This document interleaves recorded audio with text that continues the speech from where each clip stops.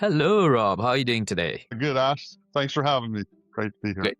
Great stuff. Before we start, Rob, do you have a favorite motivational quote, something that motivates you, inspires you, you would like to share with our audience? Well, when I used to be I was a big fisherman, and there was an old time guy that used to tell us, you got to have a plan. And my father used to reinforce that too. And I think that's always in my mind. I'm always planning with contingencies and moving forward and saying, okay, if this happens, then do this. If this doesn't, this way. And just keep working that out in your mind. And that's Hmm. always been a go-to for me, is to have a plan so you're not panicked with no plan. And even a bad plan is better than no plan. Indeed, even a bad plan is better than the plan. That's that. Yeah, couldn't agree more on this one. Great. So, Rob, imagine you are in a room full of founders, yes, early age builders, right? No one knows you, no one knows your story, but you walk into the room, you have the Okay. stage, you have the mic, and you have the spotlight on you. There's a 3-4 second gap. Everybody is silent. What would you tell our listeners about your story, part of your story, or maybe something which you're very proud of, which will tell them this man is worth listening? Let's stick with him for the rest of Okay. Well, I would just say that I'm pretty hardcore and I don't give up. Basically, I've been down before, but I keep going, keep moving forward. And I just think that I'm playing the long game always. And I think a lot of founders don't think about, they want quick and immediate success and large success. And I'm like the tortoise versus the hare. I'm just going to keep plugging away and not give up. You take a shot, you go back into your shell, you keep going, you keep moving forward. And that's worked for me, because you can't make things happen quickly, and things take twice as long and twice as much money. And I'd also tell them not to quit their day job, because you need money to finance your effort. Don't think just because you start up something it's going to go wild right away. You need some source of income, because the thing you're starting may not generate income for a year or two when you think it's going to happen in a month or two. Indeed, indeed. And that's the biggest challenge in founder's life, isn't it? Yeah, Keep going on, right? So exactly. so Rob, tell me about the kitchen counter invention story then. How did you came across it? What were you doing Okay. before that? And Okay. what made you get into something which is so old school? Yeah. Well, I was a PhD student here in Hawaii working on volcanoes, marine volcanoes, and my friend took us in a plane ride, a little Cessna, a little single engine plane. I thought we were in a crash, and I looked down and I said, "Oh man, a lot of water." If you ever look down from a plane, there's all this blue water. So I was with my late wife at the time, and I'm like, I can swim to the shore. I don't know if these other people can. And I started thinking of what they have, a flare, smoke signal, sea dye, and that all goes away. I'm thinking there's got to be a better way. And then I flew to Florida a few weeks later and saw this artist show these islands in pink plastic. And that was the kind of the moment that said, oh, if I could just get a piece of pink plastic behind me. Of course, the Navy didn't like pink, so we made it orange. I made it orange. But I realized that if I could just make my visual target larger, I could be saved. I could be sighted, even if it's land or water. And that's where working on not the kitchen table, but really the lanai outside, working on this piece of plastic to make it so it doesn't twist up and curl up. It's harder than it sounds, because a long strip of plastic in the rough water will just clump up. It won't be good. So I invented a way to keep it spread out using spreader bars, because I'm very much into biomimicry. I look to Mm, nature for my examples. And if nature solved the problem, that's good enough for me, because nature's been around for billions of years. So I put struts in it. You can see the white bar there possibly. So it's segmented like a centipede or your vertebrae or a palm tree. Everything strong that's linear has segmentation, gives it strength. And that simple little spreader bar is what makes this long streamer work. And when the Navy first saw it, aside from being shocked at how simple it is, they called it the only passive and continuous signaling device. You put it out there and it stays out there. And you can pull it in when the enemy came around and put it out again. Because most people that are lost at sea or on land say the same thing if they live through it. Why'd you fly over me 4 times? Why didn't you see me? And the mm, simple answer is, your head's a little speck. Your head is as big as a coconut floating in the water or a rock on a mountain. And my wife was giving me again, I had a day job, but she kept saying, stop playing with that piece of plastic and get a real job. She learned to eat those words later. But again, a long, long journey and a lot of people laughing at me, scoffing at me, and dismissing me. So I'm used to that. And that's when I would gain inner strength from that, going, okay, I'll show you, kind of like it gave me a lot of fuel and it still does. I mean, I'm still it's been 30 years of doing it, but I still get people that are like, it's just a piece of plastic. But this piece of plastic's on fighter jets all over the world. It's on SpaceX under the ass of every astronaut. So it was a good idea. And ironically, in the patent world, the simpler the idea, the broader the patents, because it's harder to patent design around it because it's simple spreader bars. So for any of you inventors out there, innovators, always go to the simplest solution. It's easier to protect. Indeed. And tell me more about the early stages of it. I mean, I know you have grown it to 18 million in sales and negotiated multi-million dollar licenses with Right, right. countless organizations. But talk to me about your story. So initially you invented it, but you must have gone to show it to somebody, right? Or Yes, you must have absolutely. done something to get your first customer. How was the journey looks like? So tell me from zero. Okay, zero is I'm a PhD student. I'm doing it on the side while I'm working on volcanoes, and I realized that I had to show it to someone. I couldn't tell them about it because they wouldn't believe it. So I built Mhm, one. I built one that could fit kind of in my pocket, and I would go to trade shows and I dress up, wear a suit and tie, shave, the whole thing. And I realized at trade shows we're all kind of equals. You got a badge on, you can get to people, and I would tell people about it based on the before and after pictures. I'm very much a visual person. So the before pictures show the blue ocean or brown land, nothing. I say, can you see that person? They say no. Then I bring out the after picture, same blue picture, but a little orange stripe. So I had this before and after picture, and then I would break out the streamer from my pocket and say, this is that. And wouldn't you want to be this guy? So that mhm, picture I still use 30 years ago. I hired the first one I used with a friend of mine hiked a cliff and took a picture of a friend of mine in a boat because we didn't have the money for the helicopter. But the other next I got a picture from a helicopter, and that picture is so dramatic and it's so simple. You got to get to people's minds quickly. And people, you're thinking one way, but they don't understand anything. You're coming out of the left field saying, "Hey, look at this." So to have that before and after picture, and then also have a name. My brother, who's an advertising PR guy, helped me name it, and the tagline was Sea Rescue, play on words. It was SEE, not SEA. Sea Rescue. You have to be seen to be rescued. And that was critical because we were selling the benefit. The benefit is you're getting rescued. And I kept doing that till I could afford to have my own booth. And then I started saying, look, I challenge these guys. You think this is a joke? Next time you go do a demo, talking to military guys, go shoot your flares, your CDI, your smoke signals, and then pull out the streamer. Guess what? In 15 seconds or a couple minutes, all that other short term stuff is gone. This streamer's trailing behind your raft or your self floating. So through testing, I got that going. And then ultimately, I started like a letter writing campaign, faxing in the old days. And after 11 o'clock at night, it was cheaper to send faxes. So I'd send like 100 every night at 11. And I had a twofold approach. I sent it to PR, to the media, and then I sent it to military and government people. So I'm just sending out, it's like a fishing mission. I want 100 lines in the water. Finally, a guy that worked for the Coast Guard said, "Hey, this looks good. Let's give it a chance." And mm, he asked me for samples, did a demo, said, "This really works." And that led to the Navy. They crossed over to the Navy. The Navy approved it. Then I took that. Every time I get a win, whether it's an article written about it or an approval, I would take that and refax that 100 times. Just keep working and building off your successes. And I kept doing that till I got all the military to approve it. And then I've got it in all magazines all over the world. I even got it in Playboy magazine. I mean, I got anything. I'll take any press, you know. mm.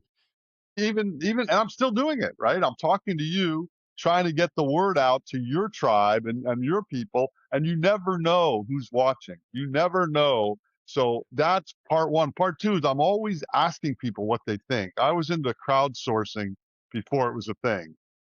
Hmm. I'd ask anyone, "Hey, what do you think of this? Do you think this is cool?" I always want input, and I think that's been valuable over the years. And again, back to what I originally said is to do what I just described takes a long time, and no Hmm. one's paying me to do that. So Yeah. I had to have my day job, but as I kept achieving more, in fact, I got into a business plan pitch, and a guy, a local reporter from the business news, wrote an article about my pitch, and the headlines were Navy approved device should lead to millions in sales or something.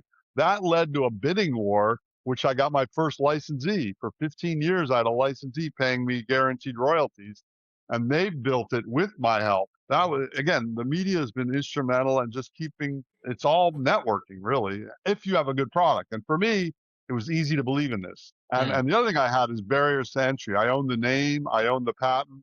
Before I started telling everyone about it, especially because it's such a simple device, I had my barriers to entry and protection all in place. And that's what I save my money for, is to buy patents and make sure I'm protected. Got it.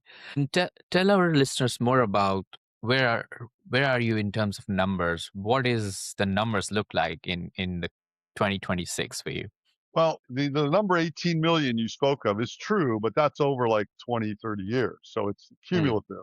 And when I mm, had a licensee for 15 years, we had a lobbying group that lobbied the military for us, and that helped with some big sales. So we did 15 million in 15 years. Now it's smaller now. I've gotten it on some major media plays like Shark Tank, which I think you call Dragon's Den, or I don't know what yep. version of it is in UK. And that led to 9 million people seeing it. And that I was also on an Innovation Nation show. So I've got millions of exposure with the press. And then I just got picked up by a YouTube person that played my pitch, and it got 58 million hits. So those are huge numbers. But unfortunately, I'm in a very tough market to sell. Selling safety is very difficult, unfortunately, because most people don't care. Yeah. The, the idea of going to the military was smart because the civilian side is a tough sell. So we're more like a quarter million a year. But it's a small company now. I took it back after the license deal, and I run it through with my family, and it's a nice small business, but it could be a huge business if the right Mm. people got involved and we got the mandate. Which ultimately, I'll probably be dead when the mandate happens.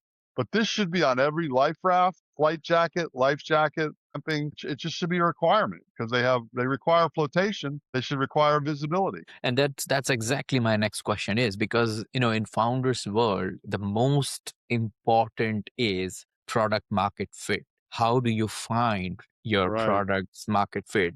And I think the second most important thing is your ideal customer persona. Looking at your product as Mhm. it's very simple, but as you said that it's very difficult to sell it in the safety industry. Right. How do you define who is your ideal customer persona? And Right. that's the first part of the question. And the second part of the question, how do you reach out to them? Okay, well, that's a great question, and it's very simple. It is the military, and it's militaries all over the world, and that's because they have to be safe. They train these guys, and they don't want to lose them. So that clearly is the best customer. And the way I reach out to them is I'm part of an international survival military group, and we meet every year from all over the world. And their job is to support militaries with survival gear, life rafts, flight jackets, all that. So that's clearly the right way. But in parallel, I'm not giving up on the consumer market. It's clear that boaters and hikers and kayakers should have this, and aviators. So what I've done is I got it on Amazon, and I keep working the media and trying to get exposure. And really, ironically, and I'm not to be sexist, but we target women because women are smarter and more careful. Guys are macho. When they're going fishing, they want to buy an extra 6 pack of beer. A woman might say, and I don't, this is, it's kind of, I'm being overly generalized because some women I'm sure want to buy beer and some men care about safety. But in general, I've found women care about safety more. And the truth is, the small streamer comes in a little holster. It's a sexy piece of gear. It looks like a little cell phone. It's a beautiful gift for someone you love. Hey, man, when you go out fishing or hiking, take this just in case you get hurt, you signal. When we look at our sales on Amazon, it's the percentage is slightly more women to men. Now, I don't know if they're buying it for themselves or as a gift, but I still think that would be the target. And what I've done, and the reason it's probably small, is I've never paid for advertising. Mm, It's just all organic through media and free press. The only thing we pay for is the media, trade shows like that, on the media, the military and trade shows, that. But on the consumer side, I've tried a couple things that didn't work, and I just got disillusioned going, I'm chasing my tail. If I was on Shark Tank and 9 million people saw me in one night, we had a couple hundred, maybe $100,000 in sales, which is nothing compared to mhm. 9 million people seeing it. So over and over, I keep getting the point proven to me that it's hard to sell this in the consumer space. So I stay on the military side, really. I mean, I do both, but the military is our bread and butter for sure. Got it. Great stuff. Do you happen to have your product handy to show our listeners or viewers on YouTube Uh, something which they can see, or packaging or something you want to show them? you know, I okay, well this isn't it, but it looks just like this. Okay, it's just a little holster. This Mhm, this is a taser for my crazy dog. I have a mm, crazy Rottweiler. In case he gets in a fight with another dog, I can tase him. But it's just like this. It's a little holster. You just open it up and unfurl it. So I don't have one in front of me, but that's what they look at. If you go online, searescuestreamer.com or Amazon, they're mm. very small, and that little holster can clip to your belt, or you just throw it in your backpack. That's the small version, and the large version just looks like a big burrito. It's 11 inches long. So it's very simple. And again, coming where I came from as a scientist and inventor, so I Mm, didn't think business was tertiary to me. And the big mistake I make, which I don't think it's a mistake, but in your business world it is, it never wears out. So I have one on my boat that's 30 years old, one of the original ones. So you don't get repeat business. Our fighter pilot version one had electronic lights. You can see one of the lights behind me, and that wore out every 4 years. You had to change batteries, change. But other than that, the streamers last. We have chem lights in them now. The chemical lights, you shake them, they last 4 years. But even without that, you have the orange streamer and retro reflectors. So from a business perspective, it was not a good design to have it last forever. From a scientist inventor, it's a great design because I solved the problem and it will survive. If you look at smoke, flare, sea dye, that stuff can get gummed up in salt water and sun and exposure. This is just a piece of plastic. It'll, if we fast forward 1,000 years, you and I will be ash, and the streamer will probably still be there because polyethylene plastic will outlive us. Interesting. And would you be able to share a story about one of your customers or organization which was using your product or used, Absolutely. and you got to know about it, and then I don't know, it saved hundreds of people's of life. Something interesting which Sure. demonstrate safety is important in our. Well, two stories that I know of, and the problem with the stories are a lot of the military guys can't talk about what happens. But I Mm, was at a trade show and a guy came up to me and goes, "Hey, man, this stuff's great. Thank you. It works great. Thanks for saving my life." He was in, I think, Afghanistan and needed to get an extraction. The other way to use it is not you're lost at sea or lost in the mountains, but you need to signal someone to get picked up. So they got to a clearing, unfurled the streamer, the helicopter was able to see them, extract them. And this guy thanked me for saving his life. And that was the greatest feeling I've ever had. And that's what I tried to convey to the sharks that, look, we can save thousands or 10,000 people's lives. Isn't that more valuable than the money? They didn't really get that. I mean, shockingly, to me, it's very clear. And then a local scuba diver came up from a dive because the boat drops you off and you come up and the boat's gone. He was lost at sea, and luckily he had a streamer and he put it off his spear, and the boat was able to see him. So those are a couple of the stories that I know where it's been used. And I just know that it's a nice piece of gear that it's always going to work because one of our taglines is no batteries, chemicals, or electronics, which is what mm. fails, right? And it's simple. And the simplest solution is the best. And I think those stories, I wish I heard more. I know there's more out there. The other story I know is, have you heard the book Unbroken? There's a guy, Louis Zamperini. He was shot down. He's not shot down. His plane crashed in World War II, and he was lost at sea for 47 days. And on day 20, they flew over him and didn't see him. On day, Mm. it's always the same story. Hey, wait, I'm right here, but you can't see someone because they're a little speck. A-35. They saw him. It was a Japanese uh, Zero fighter plane, and they started shooting at him. And then finally, they thought he was saved again, and he went into a POW camp for the Japanese. And I became friends with the guy. And when he first met me and he heard about it, he goes, "Where the hell were you 50 years ago when I needed you?"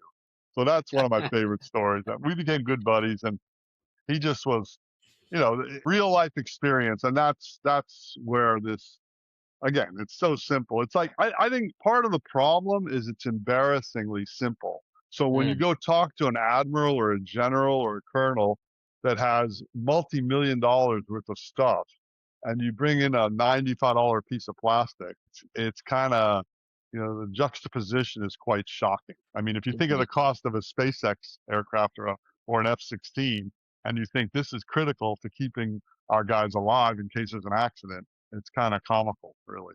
But Yeah, I'll take that. they want more technologically advanced, something AI or Right. something like, to show off, right? This is Exactly. where I spend all my millions. Exactly. Even to that point, one of my theories is that once you show people that high tech version, then they'll look at the low tech. So it didn't get that much recognition in the military world till I came up with this auto deploy fighter pilot one that auto goes out automatically, flashing lights, and it costs like $1,000. That people were interested in it because of that technology. Because the lights only light when it gets dark. There's a magneto switch that pulls it to arm it. So once they saw that, then they were interested in the $95 one. So it's something Mm, about sales psychology that I still don't quite understand. yeah. No, the more expensive is the product, the people think that it's better quality always. Right, right. Yeah. And even my friend, when I first made it 30 years ago, the price point was 19 or $29. And my friend goes, "You're an idiot. They should cost $100. Look what you're providing to these people." He was right. Because at 19 or 29, I mean, we can't make it that cheap anyway these days, but at 19 or $29, people aren't going to take it seriously. When it's 100, then it's more of a piece of technology. Yeah. I'm still Exactly. trying to understand humans, so help me out. Well, scientists usually take a little bit time to understand humans That's as for well. sure.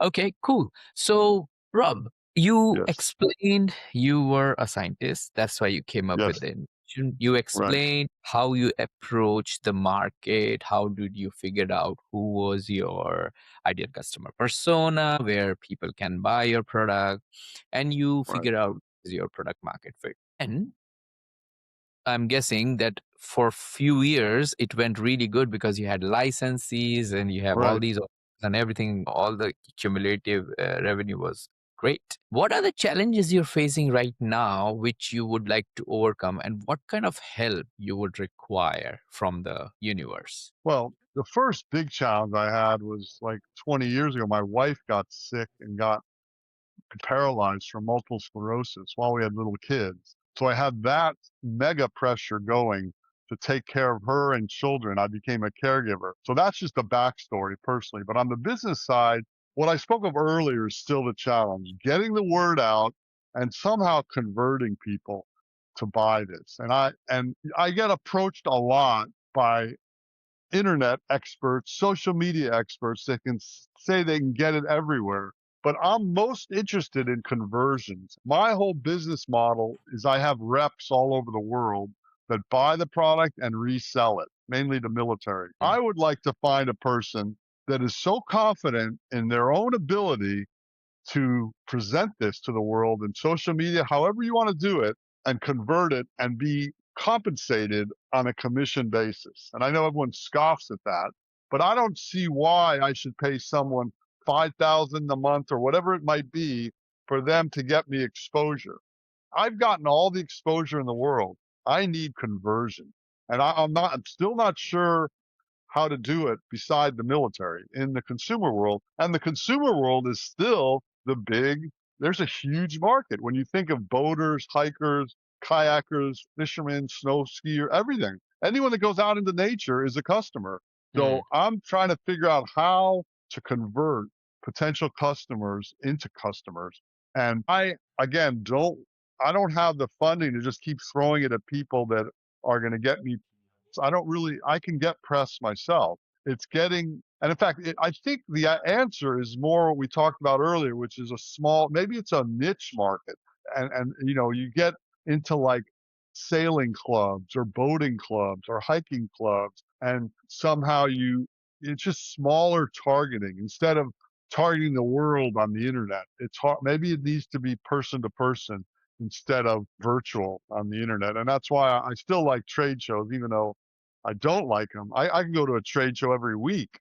In this world, there's always a trade show related to outdoor stuff. And I don't have the time, and being in Hawaii, it's hard to reach these places. So I'm always looking for someone, basically sales reps. And how you do it, our philosophy. I don't know if you deal with MAPS, minimum advertised price. So Hmm. the Amazon price in the U.S. is 95 and 145. So our reps can't undercut that on the internet. You could sell it a little less in person and privately, but the price, the retail price, is what we're allowing people to show on the internet only. So Mm. I'm still looking for that person that says, I can do this. And people always say that. Oh, I can do this. I know how to market this. I know how to get this on TikTok or Instagram. I'll get you a million, whatever. I go, okay, if you're so confident, become my rep and you go do that. Set up your own little marketplace or your Shopify site or something. As long as you meet our minimum credentials of the price point, then go for it. But every Mm. time I say that, they back out. They just want me to pay them to work the media or to get press or to get podcasts or whatever it is. But I mean, I can do that without having to worry about sales performance. I'll give you a little tip if you could take, and you're so Please, yes. senior and experienced, but it worked for me. Okay, So please. when I graduated from Oxford, I was fortunate enough to get in touch with somebody who was a marketing genius in UK. This Right, person told me that nobody in this world works for free. right, Nobody. Even though if you offer commission, nobody does. But right. there is a caveat. People work for hope, and the Oh, hope could come from multiple tangents. If you want to recruit sales rep for your product, you need to show them how much they can make with it. right. I see. Okay. What I would advise you to connect with big sales event hosting organizations across US. There are multiple marketing and sales organization host events every year, every quarter, right? Oh, Get there as a speaker. Do not talk about you're hiring anyone. Do not talk about how much money you're making. Tell them a story about how somebody took a license from you right, and made $18 million within this right. particular amount I of time. see. This is the story you have to communicate. What does it do? It gives, so they're marketing people. Marketing people are one of the people who are always thinking about starting something of their own because they're Right, frustrated doing something for someone else, which makes them millions and they get 100 or maybe in a year or something. right, right, So if you can get in front of these people, tell your story as a marketing genius, and the genius is the patent. So you need to pitch your story in a way that you're a marketing genius because you patented your product and your product automatically advertised it to the world, right. right? Without least amount of effort. What would Yes, it do is it will get a lot of marketing executives interested in your product, and then they will sign up. And that's a good when they idea. come to you, when you're a speaker and when they come to you, you don't have to offer them money. You will say, I will think about it and get back to you. They will wait Right, for your email for several weeks. They will call you. They will message you on WhatsApp. Rob, have you thought something about my proposal? right. It's It's inbound. a great idea. I love Yeah, that. yeah, That's really good. And by the way, in addition to the patents, there's I built other barriers to entry, which is military approvals and national stock numbers. So it's in the system. But just yeah. go on, just to make that point. It's not just the patent. I am very sensitive to building barriers to entry so you can stand alone and have people market it without people duplicating it. Indeed, indeed. That's That's a perfect. great suggestion. I love that. And if anyone's watching that wants to invite me to speak at a sales thing, I'd be glad to, especially Yeah, virtually, but I'll get on a plane if I have to. yeah. And then other one I would suggest you is your product is a very high intent search product. And what I mean by that is I mean, is your product actually has a high intent for somebody who's looking for it? Right. Like, so if you could hire a Google Ads expert, Right. you know, what they could do is you pay them, I don't know, $1,000, and then you put $1,000 in your Google Ads account. Usually Right. they give you $400 extra when you put $400. And what they Okay. do is they will find out what sort of keywords people are searching your product for, and Right. then they will bid on it. And then you need an online presence, which I'm sure you have already sorted out. Then Right. people will through that, because your product is high intent. Very low number of people are searching for it, but the people who are Right. searching for it, they want it desperately. That's true. That's very true. But you have to remember one thing: 80% of the world doesn't speak English. Only 20% of people. So that's why you need an Google Advert expert who understands at least three or four languages, which is Oh, English, Spanish, French, whatever covers the 80% of the world. right. Right. That's a great point. Especially the countries who have high investment on defense Right. and safety. So that's how you have to curate it and No, then I like put that. I forward. like that. Thank you. That's great advice. I appreciate that. Great stuff. Cool. So Rob, tell me, so I'm eager to learn more about your journey. So throughout your journey and experience, there must have been valuable lessons learned, right? If you don't mind sharing, could you reflect on your experience and tell us about one mistake or one setback that encountered along the way that you now Yeah. consider not a regret, but a lesson learned? And additionally, what advice would you give our listeners based on this experience? Well, one of the things I did was I inserted myself. Signed up for a license, which was a good deal. I had a 15-year license exclusive, which was a great idea because it generated cash flow for me. But what I did that was a mistake is I inserted myself as a consultant, and I should have separated those two because I essentially was at the beck and call of this organization for 15 years was a little tricky because it didn't get really bad, but it could have because they could have forced me to do things that I may not have wanted to do. So that was one small mistake that I made. It could have been a big mistake, but the reason I did that was to generate the guaranteed royalties because that made it more valuable for the company to say, oh, we're getting this technology, we have the exclusive world rights, and we have this inventor to use as our disposal for R&D and PR. So that was one mistake. And again, the other thing was the pricing's always been tricky because of where people's philosophy. And I think that before I was really the manufacturer of it, when the licensee was making it, I didn't realize what goes into making it.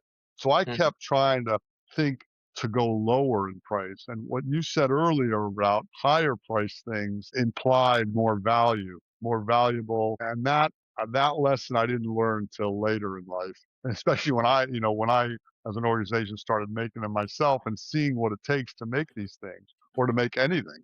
So those were a couple. And then also another mistake I made was bad mouthing the other technologies. I got up into a military crowd, and like I did with you guys, and I don't do it as strong as I used to, but smoke, sea dive, flares, I used to say how worthless they are compared to this. And some of the military guys were really offended by that because they were taught they love sea dye marker, the water gets all green.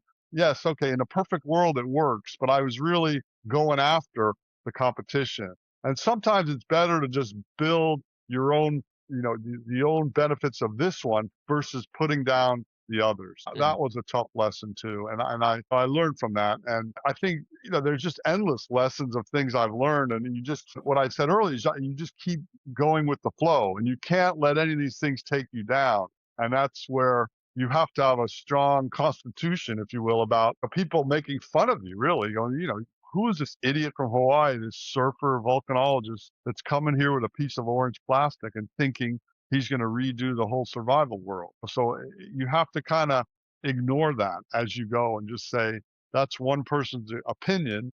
And you have to be able to take failure and criticism. And for someone like me who I'm a very competitive person and I got A's in school. So any failure was tough to handle. when I was younger. Now I just, it kind of rolls off my back and just kind of move on. If someone's not interested, you just go to the next person and just try to control any negative press. So the other thing that I learned is to control. There was one test where they tested it wrong. The streamer works by floating behind you as you drift. It was too rough. They were testing it with astronauts. They were afraid to hurt the astronauts in the water. So they were driving in a circle in a boat. The streamer doesn't work when you're going in circles. It works by trailing behind it. And unfortunately, I didn't learn about that test failure. It didn't do well because they didn't test it properly. But you have to stay out of in front of how your product and technology looks to the public and keep aware of how people test it to make sure they test it correctly and counter any negative tests with the facts or positive tests, which is what I had to do. But even then, that one test like 30 years ago, people still bring it up because that's what they remember first hearing about it. So it's those Yeah. kinds of things. I mean, it's really tough, as you know, to be entrepreneurial because you're kind of on your own island, and you can get a bunch of people that are with you, but what are they? How are they with you, and what is their motivation? And like you said, providing hope is, as opposed to money, a brilliant suggestion. Yeah. Yeah. Yeah. So let's go to our quick fire round, Rob. I have Okay, six sure. quick fire question for you. At any stage, Okay, if you don't want to answer one of them, just give me a skip and we can move to the next one. okay. Are you ready? Yes. All right, great. What are the top three strategies to make sure about your safety in the sea in 2026? For me, For training, number one, safety and C. Okay.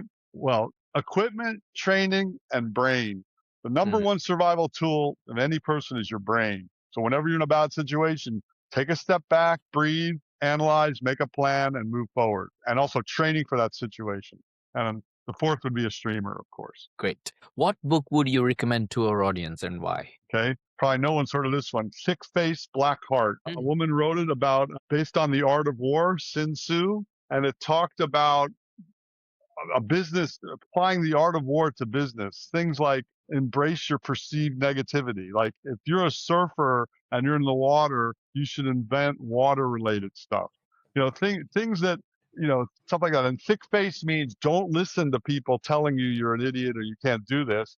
And black heart means you go for your dreams and goals. And as in war, you kill your opponent if you have to, but the higher levels is to reach victory without killing anyone. So it's an old book, but it really helped me a lot, and it helped me with perseverance and keeping it going. Great. What's one attribute or characteristic in your mind of a successful founder? I would say flexible. If you own your own time, you are successful. The money, this is something I've never understood. And even in Shark Tank, I meet millionaires, billionaires. They're so intent on making money, but they never stop and breathe and are happy and are successful and flexible in their life. My father was a self employed guy. He was able to hang out with his kids on a Tuesday if he wanted to. And same thing for me. It helped me because I was able to take care of my wife and kids because I had flexibility. And to me, flexibility and time and happiness are worth much more than money. You need money, of course, but that is downplayed. And this whole getting on, this rigmarole of I got to get more money, more money, more money, more money. Then you have a heart attack and you're done. What's your favorite personal productivity tool or habit? I would say it's actually taking breaks and recharging. Every day I try to take a 2-mile paddle in the ocean for my lunch break. And I find that getting into nature, wherever the nature is for you, get your brain time to relax, reset, and analyze your problems from a different medium. And I find that my best ideas are when I'm taking breaks like that deep in nature. So again, it's kind of counterintuitive, but it's helped me, and it also relieves stress and keeps you physically fit. Indeed, indeed. What's a new or a crazy business idea you would love to pursue if you had time? Well, the one I'm trying to pursue for years is I invented a pocket desalinator that converts salt water to fresh water. If Hmm. that works, I'll be winning a Nobel Prize because the future wars aren't going to be about oil; they're going to be about water. And I use Gore-Tex inside of a black bag with an outer bag. You put salt water in it, put it in the sun, it evaporates. The Gore-Tex holes are too small. That's why it's a good piece for raincoat. It breathes. In the case of evaporating salt water, only the pure water vapor goes through the Gore-Tex. The salt crystals get stuck. So it's a way to separate salt out of salt water to make fresh water for drinkability. And I know how to build it. I haven't found anyone that can build it yet because I need a heat sealing expert to optimize it. Right now, it only makes a mouthful of water, but ultimately, it needs to make a pint of water if the military is going to use it. But I just know in survival situations or developing nations, the Sudan, people are next to salt water, but they have no water to drink. So this is a simple device that could change that. And that's one of my goals because that's really my best invention. I just haven't perfected it yet. Got it. What's an interesting or fun fact about you that most people don't know? That's a good one. Well, I love going, I love foreign movies. I love to travel. And because I'm in Hawaii, I do travel. I've been all over the world, but I love immersing myself in foreign films because it's a 2 hour trip. It's kind of like my paddle. I go paddle into the ocean and think of stuff. I go to a different country. I watch a Turkish movie or an Icelandic movie. You get an immersion of their culture, their perspectives. You learn how other people think, how other people live. And I've always found that fascinating and relaxing. Ironically, it's the only time I really relax is when I'm watching a movie. If I'm up and conscious, I'm so amped out. And when I'm sleeping, I'm kind of amped out a little. So that's when I really surrender to the medium. Great stuff. Well, Rob, thank Thanks. you so much for joining me and sharing your Thanks. story, unpacking the last years of building these business and some of the ups and downs. If people want to get in touch with you, people have Sure. questions about your product, or people want to just have some conversation with you, what's the Sure. best way to do it? Well, Sea Rescue Streamers, the website, but Rob Yawnover, just my name on Facebook, Instagram, LinkedIn, they're all with my name. Just whatever your favorite social media mechanism is, drop me a line that way, and I'll get back to you. I mean, I do a lot of outreach to students all over, and I love trying to inspire young minds and old minds to be entrepreneurial, and be innovative. Indeed, indeed. Well, Rob, thank you so much for joining me today and Thanks, sharing your Ashley. My inspiring pleasure. journey and the impactful work you're doing. It's been an absolute pleasure having you on Founders Podcast. Thank you, Ashley. Thanks for your insights and tips. I really appreciate that. Great stuff.